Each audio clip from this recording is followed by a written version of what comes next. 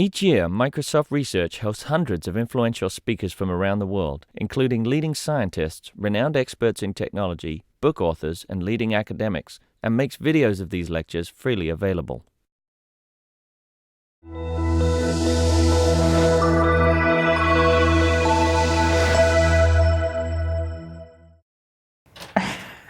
Thank you so much for coming.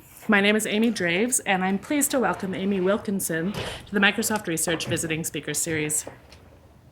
Amy will be discussing her book, The Creator's Code, in which she reveals 6 fundamental skills that highly successful entrepreneurs use and we all can learn. These can be used for both launching new companies and for launching successful initiatives in your current role. Amy is a strategic advisor and lecturer at the Stanford Graduate School of Business, and her career has included leadership roles at McKinsey, JP Morgan, and her own startup. She has served as a White House Fellow in the Office of the U.S. Trade Representative and a Senior Fellow at the Harvard Kennedy School. Please join me in giving her a very warm welcome. Thank you, thank you. So thank you for the introduction, and I'm absolutely thrilled to be at Microsoft. It feels a little bit like a homecoming to me because I grew up in Tacoma, Washington, and I just flew in this morning from New York, and I was just so excited to actually see the mountain range and to come into the city. And I grew up here when it felt like Microsoft was growing up, and now it's just exciting to be back here because it's such a big and interesting and world-changing place where you guys work. So I'm truly, truly thrilled to be here. And I will start with it's a 1.5-minute video clip. So I've done 5 years of research, most recently at Harvard, and interviewed 200 of the top entrepreneurs in the United States for a book that came out last week. And it's exactly 1 week into the market, called The Creator's Code, and that's what we'll talk about. And I'm also a first-time writer and very, very excited because it's the #1 on Amazon in the business category right now. So as I came into Seattle, I was like, hooray, Amazon and Microsoft, and I'm like, it's an exciting place up here. So I'll give you guys a 1.5-minute clip, and then I'll tell you the 6 skills. But this will hopefully be interesting because it shows some of the people in the book.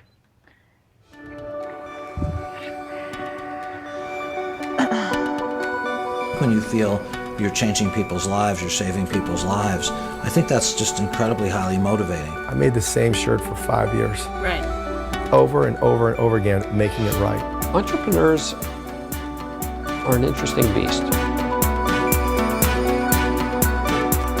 You've got to get used to this idea that people are going to say no to you, that you're going to do something that it might not work.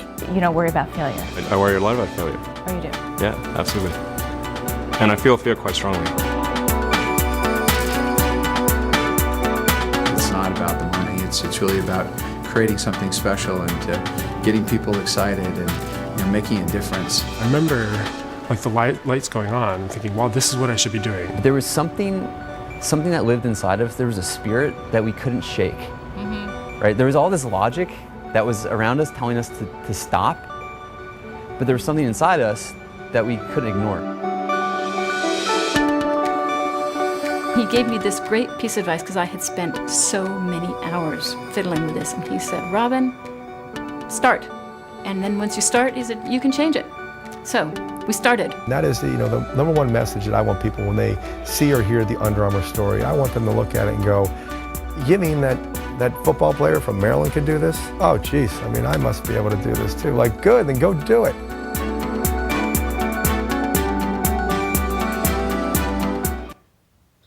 So that's the research set. Some of those founders we'll talk about.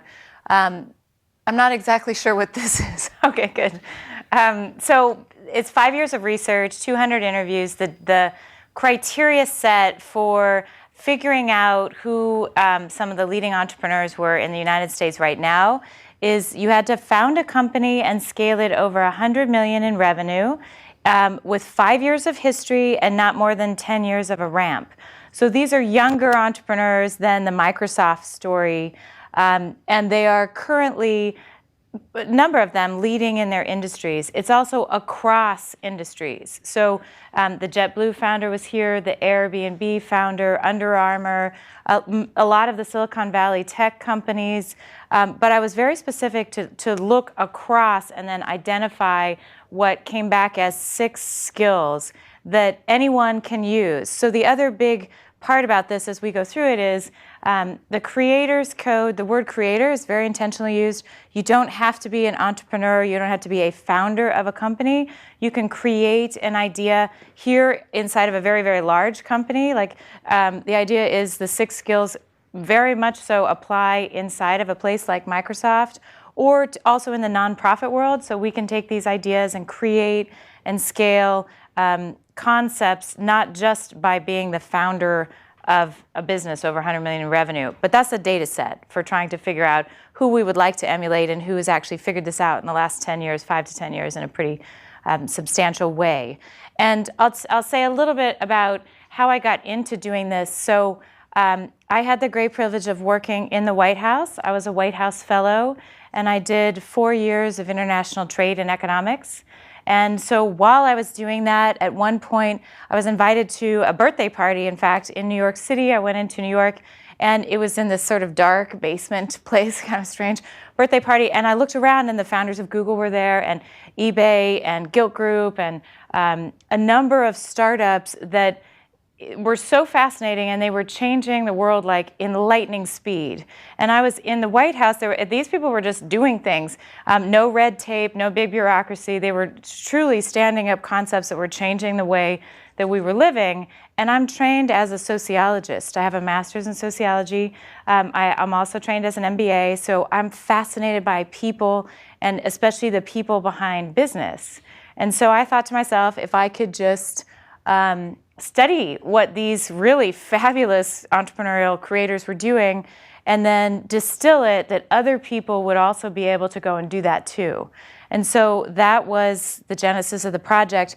I thought it would be a quick sabbatical. I came out of the White House and I thought I would do that, really in about 12 to 18 months. It's taken 5 years and a huge amount of research.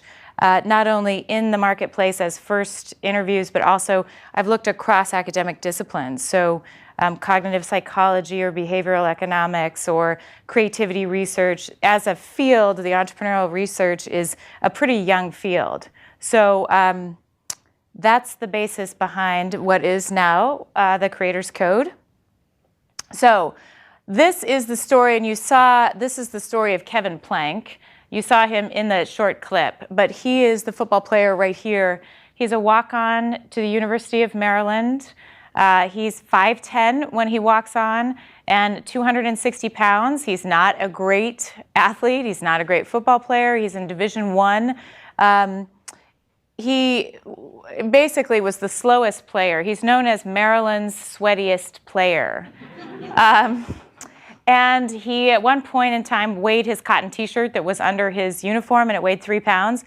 And he basically said, I can't afford 3 extra pounds because, I'm not all that great to begin with. And so he went to a local fabric store in College Park, Maryland, and found out that synthetic fabrics would wick away moisture. Then he took this stretchy bolt of material, and he took it to a tailor. $450 and 7 prototypes later, he basically came up with what is Under Armour, and it's a $2 billion global brand now. So he outfits big football players like this and across multiple sports. But the little known secret about Under Armour is that big, tough football players like the same fabric as is found here. So Under Armour is using the same fabric as Victoria's Secret. And that's what Kevin didn't tell all these football players when he first started, was that he had figured out the fabric, and he'd gone to the tailors, and he was in the garment district in New York, and he found a mill in Ohio. I mean, he was just driving this old Jeep Grand Cherokee everywhere, trying to figure out how he would solve his sweaty problem, and it's an unusual solution. But it's one of the things that I found over and over in my research is people would look in places that other people wouldn't look.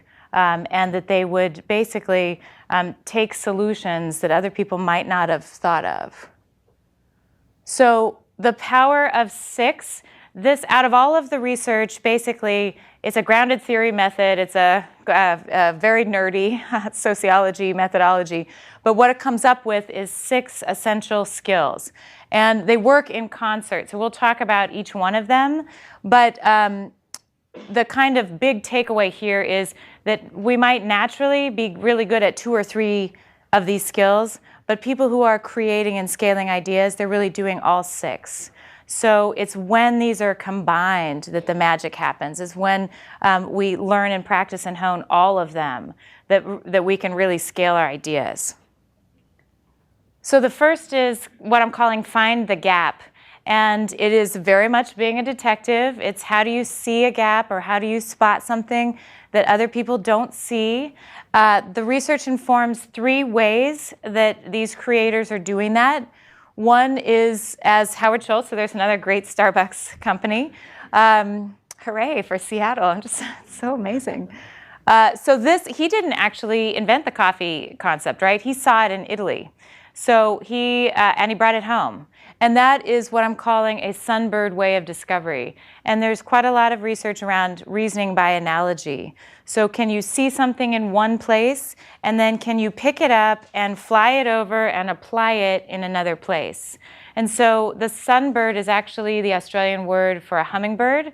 So if you think of like being a hummingbird, what Schultz did was he saw coffee culture in Italy, and then at the time here in Seattle, I mean, people were having coffee maybe at home or in diners, but there weren't really coffee houses that people were going to.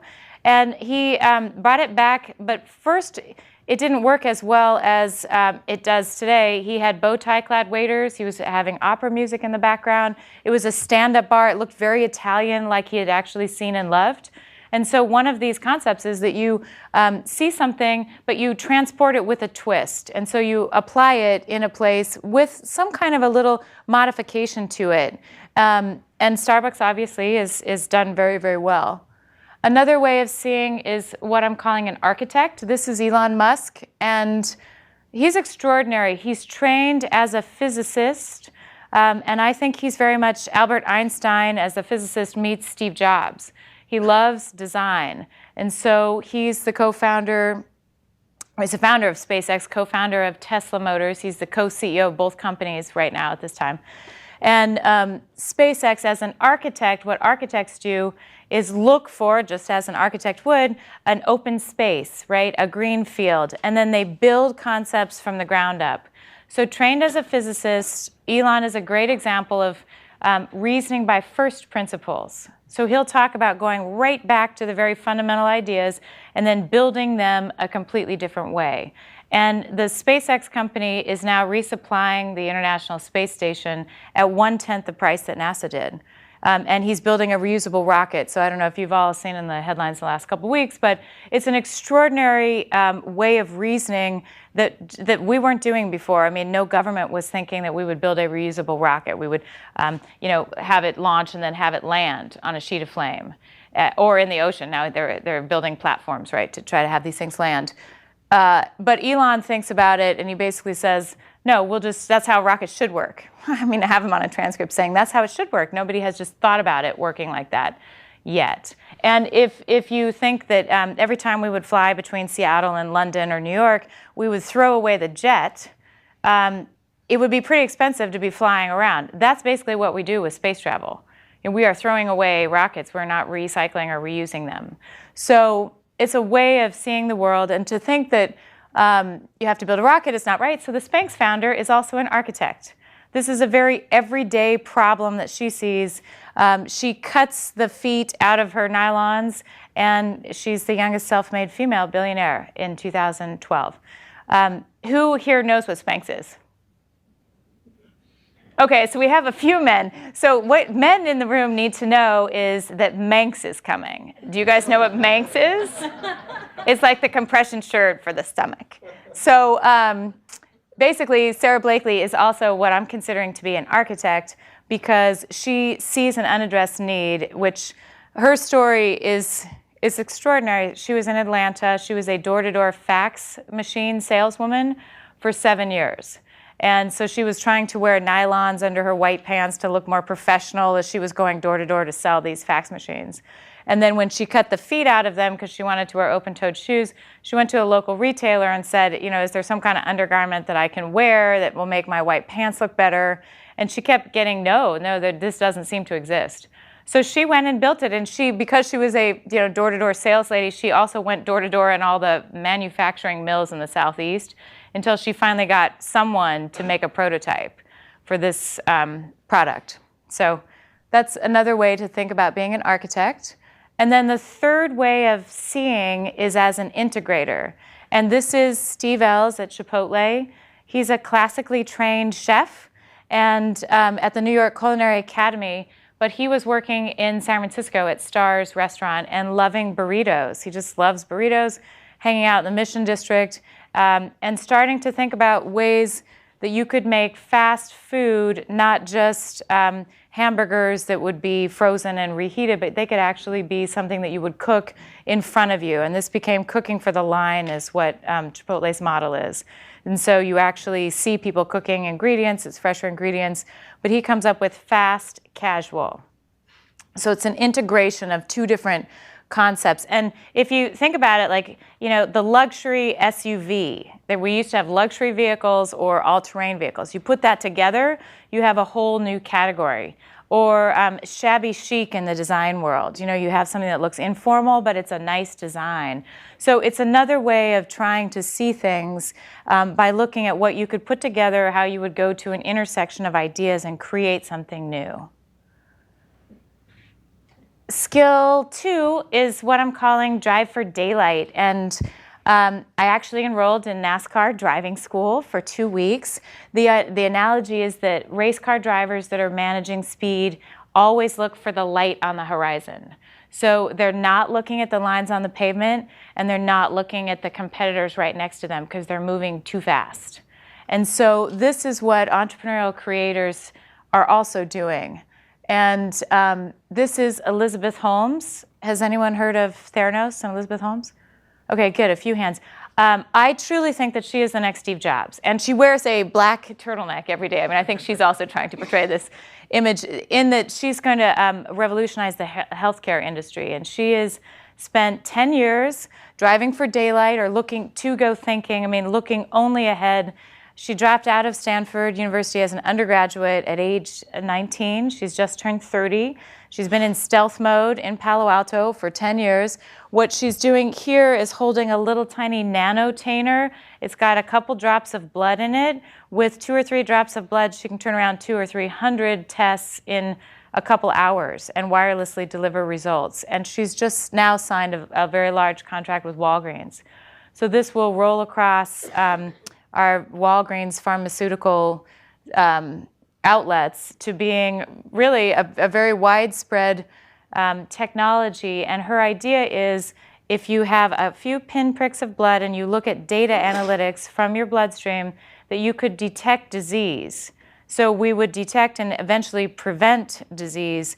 Instead of waiting to see that we have a tumor and knowing we have cancer, we might be able to see through smaller tests done more frequently that we would be on that progression, we could stop it. Or instead of knowing that we might have heart disease by the time we have a heart attack, we would also be able to prevent that if we had these little pinpricks of blood taken very easily and locally.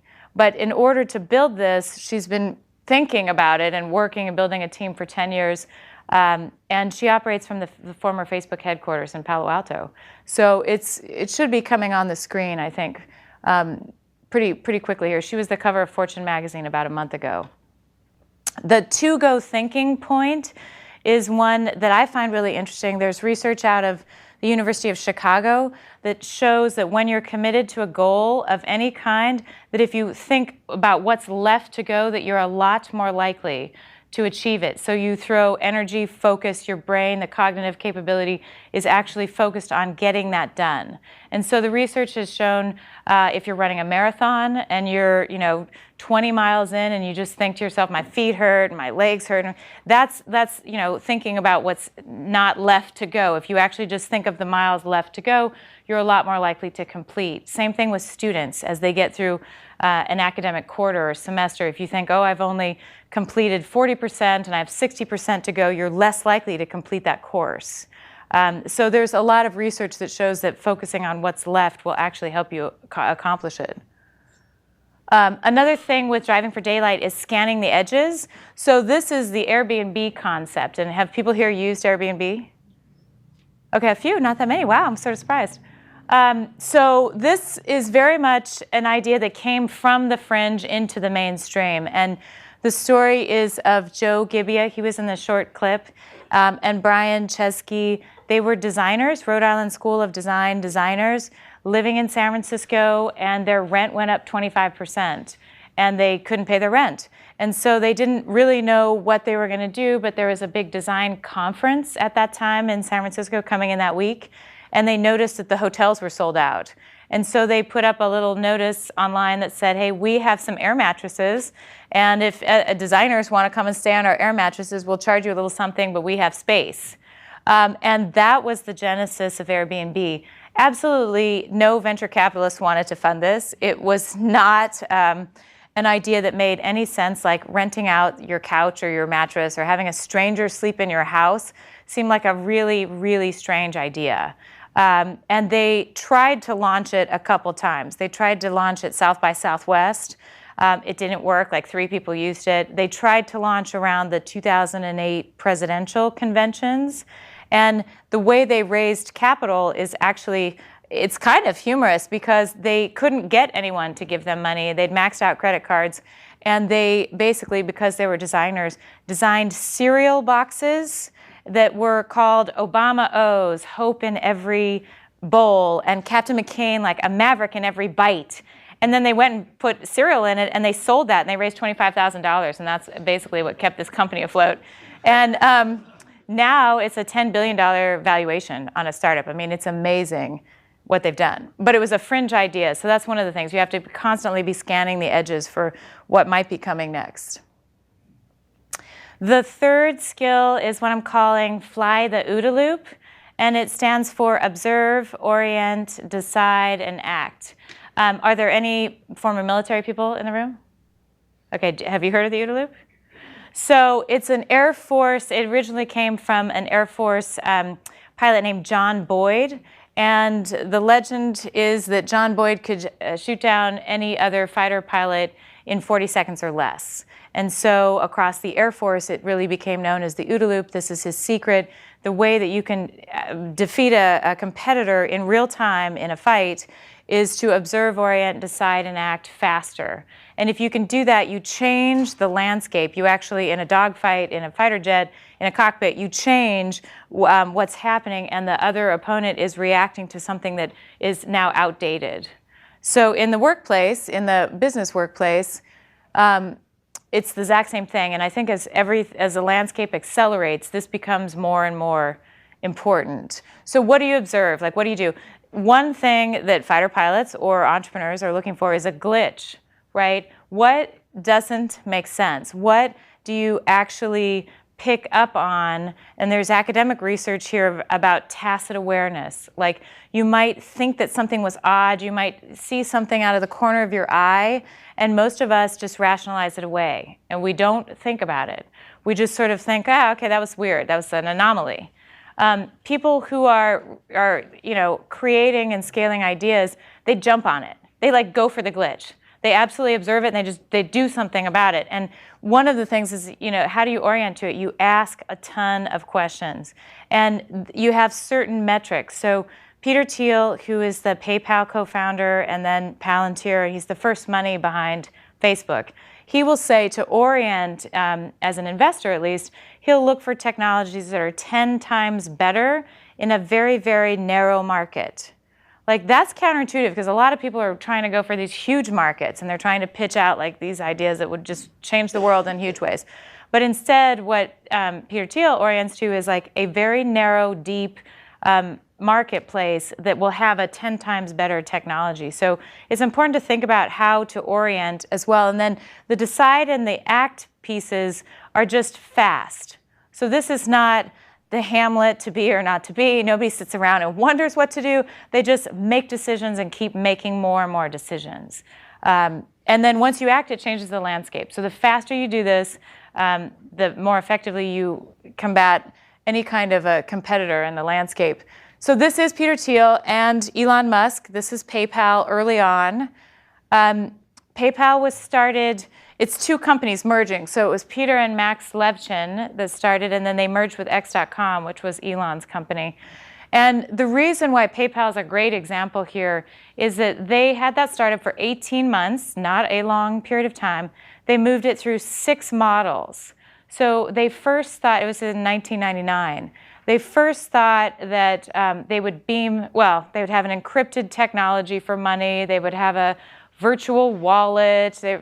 Then they actually raised funding on beaming money between Palm Pilots.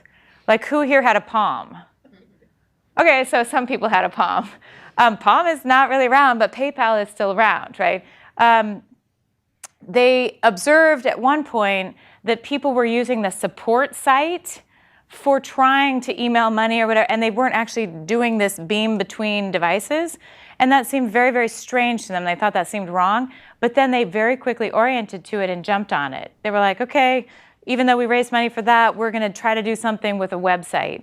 And then they realized that eBay users were actually using PayPal, and they didn't want that. That was they thought, they were like, go away, eBay people, you're messing with our product. And then all of a sudden they oriented very quickly and acted on it because they realized that was a huge market for everybody at that point in time who was sending a check in the mail or whatever. It's like a very slow process, and if you could use PayPal, that would scale PayPal for them.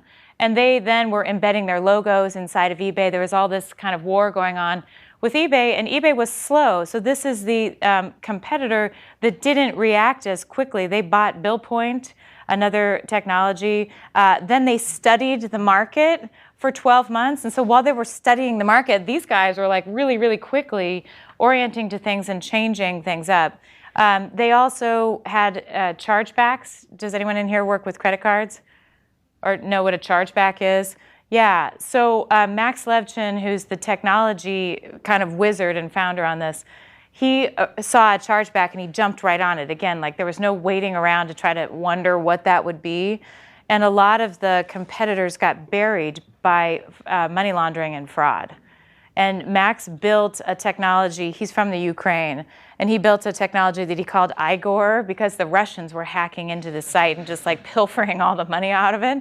And so it is today the squiggly line technology, the are you a human test, to try to make sure that you are a person and not a computer that's trying to hack into anything. So they all, as individuals inside of PayPal, were all flying the OODA Loop, and they were doing it as a team. So then what comes out of it? The more interesting part, they sold PayPal when the tech bubble burst. It's when I was at business school at Stanford as a student, and it was doom and gloom. Everybody thought in 2000, 2001, 2002, that like technology in the Silicon Valley was done. And these guys sold their company at that time, and then they went on to start YouTube and Yelp and LinkedIn, Slide, Tesla Motors, Dig, their first money into Facebook, 500 startups. I mean, the outcome out of the PayPal Mafia, as they're called in Silicon Valley, is extraordinary. And when you talk to them, like the Yelp founder, Jeremy Stoppelman, when you talk to Jeremy, he'll say, well, he was a really young guy at PayPal, but what he learned was when something didn't work to jump on the counterintuitive blip of data. So like Yelp was started as an email referral site. And embedded in that, they had like, would you like to write a review? And Jeremy was like, nobody's going to want to write a review. That's it. And then he found out a lot of people liked writing reviews of like the dry cleaner and the restaurant and whatever. So Yelp became a review site. Or YouTube was originally a video dating site. I mean, like that was what they thought that was going to be. And then they had a video of one of their founders at the zoo and this big elephant, whatever. And they were just kind of hamming it up, like clowning around. And then everybody was watching the elephant video. And so they were like, well, that's strange. But so they opened it up. Obviously, YouTube has kind of got all kinds of videos on it. So what they learned, and if, they all talk about it in slightly different ways, but one of the things they say is if you had worked in a place that was a really big place that you only learned about success and one way of doing it, you wouldn't have struggled as much as they struggled. I mean, they really they had all these near-death experiences at PayPal. But what they learned was that you could continue to iterate a model. You could continue to observe, orient, decide, and act, and then they could take it with them in the next things that they did. So that's something that all of us can do. And then the fourth skill is what I'm calling fail wisely. And this is different from failing fast and failing forward. I think that's a Web 2.0 thing. I think actually now from all the people that I interviewed, they want to be imperfect. They will set a certain failure ratio, and they'll say 20% of the time I will get it wrong, or 10% or 30%, or But the ingoing assumption is that you will not have a perfect record here. So you don't want to actually be a 4-point student anymore. I think that business used to be about scaling up existing ideas, replicating and scaling, and taking things out into the world with a perfect record. And now, given the landscape change and given how little we can actually predict, now it's about pushing the envelope and knowing that you will be wrong some of the time, but not failing catastrophically. Like, nobody wants to fail catastrophically here, right? So, Marshmallow Challenge. Have you guys, has anyone seen this? Okay. A few people. So this experiment was started in 2007, and it's been run with thousands of people, actually internationally. And basically what it is 20 sticks of spaghetti, 1 yard of tape, 1 yard of string, 1 marshmallow. You have 20 minutes in teams of 4 to build the largest freestanding structure that you can with the marshmallow on top. So this was started actually out of Nokia, and then it was run all across different universities. And engineers and MBAs and Fortune 500 CEOs and architects and all kinds of people have been put through the Marshmallow Challenge. So who do you think can build the tallest structure? Anyone? Yeah, there you go. These are the people who do the best job at it. And they build structures at 25 inches tall. And engineers with master's degrees build at, on average, 24 inches. So the 5-year-olds actually win. Now, the question is, why is that, right? And what I think is that they are able to fail wisely. So they are the only group that rolls up their sleeves. They are not fearful. They just get right at it. They grab all the materials. They start right in. They're the only group that asks for more of any one of the materials. So they ask for more spaghetti and more marshmallows, and they just go for it. The worst performing group here is MBA students. And so the MBA students, when you watch them sit around and plan, right? They plan about what they're going to do and who's going to lead their team and all of that, and then their time runs out. So it's an example of just getting right in and trying to have a trial and error experimental approach. Setting a failure ratio. So these two guys are the founders of O-Power. This company went public last year. They're a great example. They conserve energy. They are based out of Virginia. They started on the very premise of an experiment. So they thought, hey, if we want to have people conserve, how would we do that? And they put door knockers on the doors of a number of homes in California saying, please turn off your air conditioning in the summer and turn on your fan. You would be a good citizen. That would be a really good thing to do. We could conserve energy. And absolutely nobody did it. Nobody cared. And so then they put a door knocker on the door that basically said, please turn off your air conditioning. Please turn on your fan. You will save the planet. And absolutely nobody cared. And so then they did a third experiment, and they put these door knockers on people's doors, and they said, please turn off the air conditioning, turn on the fan. You will save $55 on your bill. They had figured it out. Again, nobody cared. No one did anything. And so then they ran a fourth experiment, and they put the door knockers on, and they basically said, turn off your air conditioning, turn on your fan. 77% of your neighbors are doing that. And that worked. It's the peer pressure model of thinking that like the people in your neighborhood are conserving and you're somehow like not keeping up with the Joneses or whatever. And so that's the basis of this entire model. And they have been running the company. They now have done other experiments. This last summer they did a big one with the city of Baltimore on peak demands. Like, could you get people to turn off their dishwasher during peak demands? Or could you, and they have conserved enough energy to power the city of Miami for a year. So it's an amazing model, but it is always small bets. It's always these small experiments, and they're going to get it wrong some of the time. They also built a Facebook app. They thought like, oh, this is great. We can get all social pressure going online. That did not work, and they shut it back down. It actually has to be a report, and you have to think that you might physically see your neighbors and not be doing as well in your actual physical neighborhood.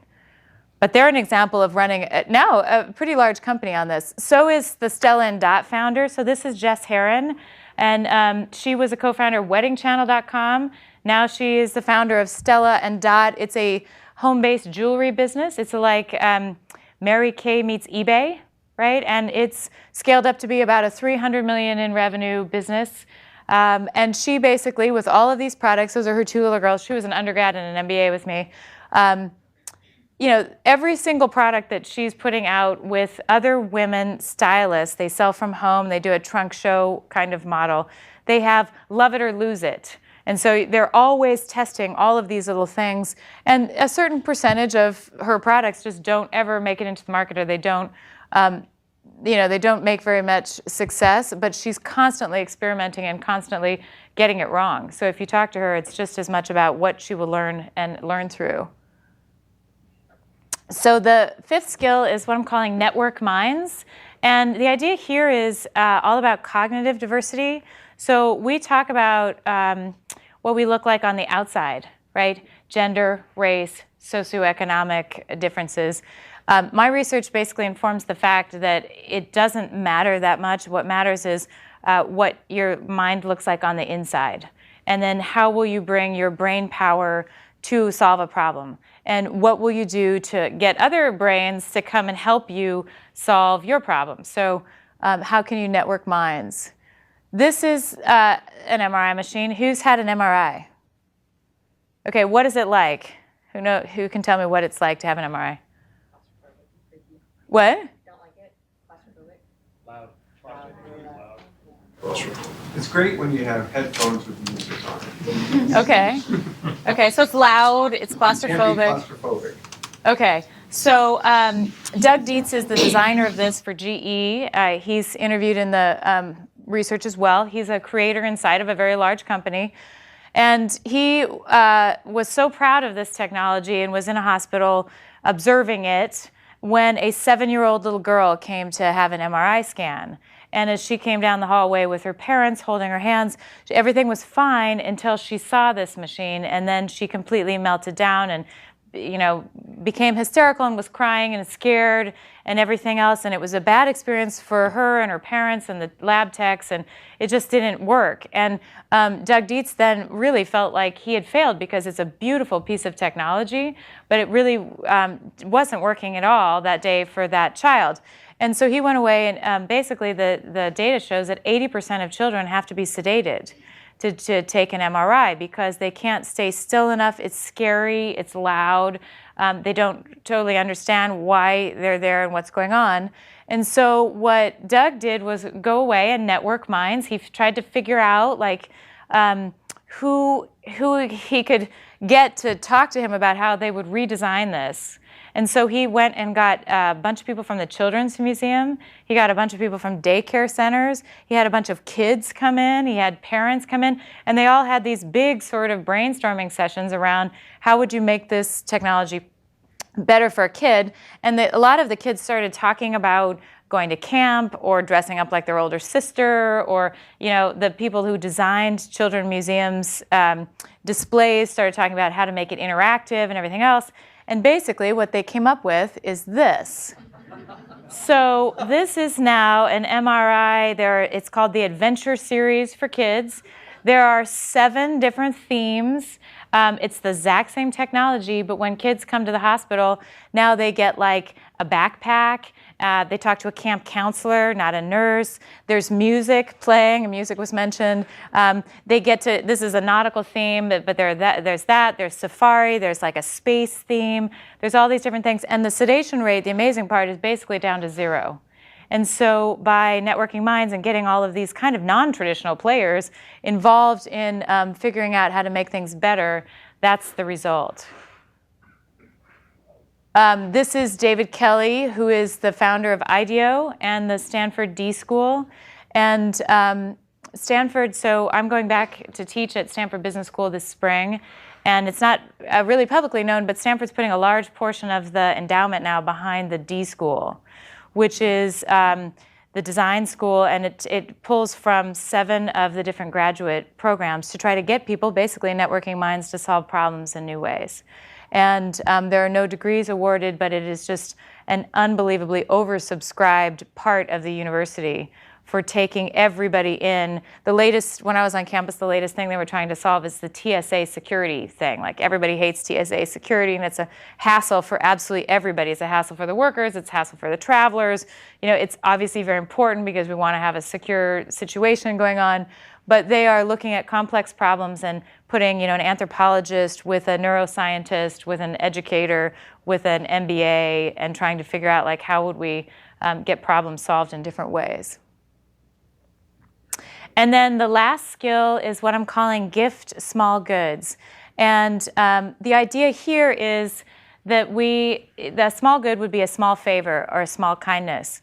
And in the workplace, it would be forwarding a resume or writing a few lines of code or making an introduction for someone, critiquing a proposal. There are lots of small ways that we can help each other. And it used to be the right thing to be a nice guy, right, in the workplace and help your colleagues.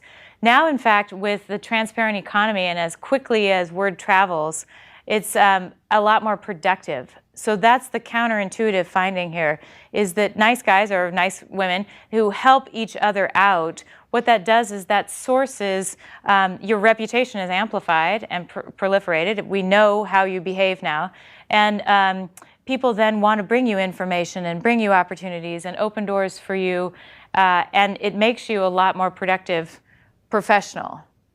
So this is Reid Hoffman, the founder of LinkedIn.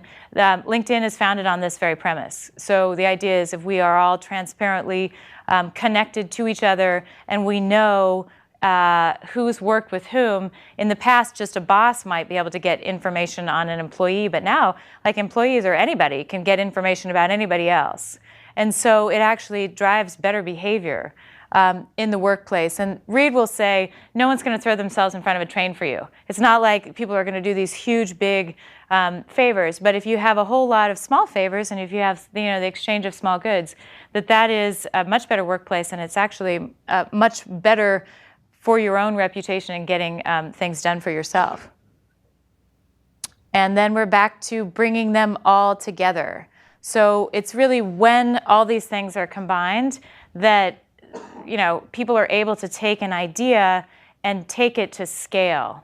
And the big point here about my research is really that it's accessible to everyone. These are not, you don't have to have a certain set of credentials, you don't have to have an MBA, you don't have to come with a lot of capital, you don't actually have to have that much time. You can be learning and moving these things very quickly and in small steps, but it's the combination of bringing them together that makes initiatives take off. So that's it, and I would love questions. Yes? How would you compare, because it's like the 21st century Think and Grow Rich, in terms of the author that actually went and interviewed at that time the same sort of entrepreneur folks. Have you read that book, and how would you? I haven't read that book. Might be interesting. Yeah, I haven't read that book. Simon & Schuster's my publisher, and Simon & Schuster is bringing this book out as the Good to Great for People, if you know the Jim Collins Good to Great book. And that looked at organizations, right? How do you take an organization up a level? This is all at the individual skill level. So this is like, how does an individual person do something that is, you know, taking their own leadership up a level? But I'll look into the book. Thank you. Yeah, I'm looking forward to it. Yeah.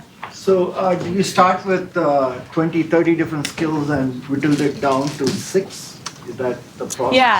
Yeah, so it's a grounded theory method, which is a sociology or a qualitative research methodology. So there are 10,000 pages of transcripts here that were reviewed. 5,000 pages of extra material, 10Ks and 10Qs and annual, data of various varieties, and 4,000 pages of academic studies. So it's a huge data set. And then what you do with that is you start coding and you start looking for repeated concepts and repeated words and pattern. It's a pattern recognition exercise across. And originally I thought there were 40, this is why it takes years to kind of do it. I thought there were 42 things, and then I thought there were 20 some, and then I was down in the teens. And these categories, so there's 6. It's a new theory of 6 skills. But underneath each one of the 6, if you read in the chapters, there's 3 or 4 concepts in each one of the skills. So yeah, it's a big, kind of pattern recognition exercise. Yeah. Is there a sequel about what not to do? I don't know. Maybe. I haven't thought about that. What to avoid? Yeah, or did you get in your interviews, for example, did you get specific advice or examples of where somebody went wrong or where something was obviously either a behavior problem or some situation that you could also codify about what not to do? Yeah. So, in the Fail Wisely chapter, so you don't want to fail stupidly, right? If that's what you're asking. So that, meaning you don't want to keep making the same mistake over and over and over. That's one thing that people talked about. With all the startups you mentioned, the stats are pretty bad for venture capital funded businesses to do well. It might be as interesting to look at what causes the 30,000 failures for every success. And it feels almost like looking at what not to do might be more actionable than looking at what to do from a certain statistic. I like what you put together. What? I think what you put together is right. Yes, it's good to look at that. That's more of a drill down. But I was going to answer for you. I like what you put together. I think it's great. I hear what you're saying, and I think that's right. 70% of venture capital is either a wash or not up, right? So 3 of 10 bets in the VC industry pay off. I went out very specifically to study the success stories. And it's hard to succeed, right? So, the data actually shows that a lot of startups don't make it or they don't scale. So, in fact, this data set is one of the very largest on companies over 100 million in revenue that have scaled in a short period of time. I think it's more interesting to know why somebody succeeded and across all the industries, because that's what we want to emulate. I think companies fail for many reasons. So a few of them that were talked about when I interviewed people, they fail for internal team dynamics, right? So if your internal team is fighting with itself, and you see a lot of that, and you see it with mergers of startups, you see it with teams that didn't know each other before they started as a team, those startups often don't work. And I think that's the same in big companies. I don't think that's, but internal dynamics take teams down. Not learning a lesson, so failing at the same thing over and over and not trying something new, that was talked about. Like if you, a product could not work, a market could shift, but if you just continue to stay after the same thing and you don't actually pivot is a word that a lot of people, I'm not wild about the word pivot, but if you don't actually move off and do something different, that's a pretty bad thing to be stuck doing. But I don't know. I guess you could study all the failures. I don't know why I would do that. I would much rather study the successes and then figure out how to emulate that. And I think the commonalities are more interesting because I think the reasons for failure are a whole lot. And it's like, what is the famous quote? Every happy family looks the same and every unhappy family has got some, strange and different deviation to it. So I'm after the happy families. Yeah. Do you think kind of through the data that all 6 of those concepts you weight equally? So I know you say they all have to come together, but did you see that anything was more stronger or more prevalent than the others? They're pretty much equal. I think that you have to find a gap to begin with. The other thing to say about the model is, it's a sequential model, but you find a gap often and then you drive for daylight. Like you say, hey, I found that thing. And now I'm going to just really manage as fast as I can. And then you fly an OODA Loop. So you observe, orient, decide, act. You try to figure out how to iterate it. Then inevitably you fail. Like people are not having straight line careers. Like something is not working, right? And then people network minds. Like, let me get some more brain power over here to try to help me out.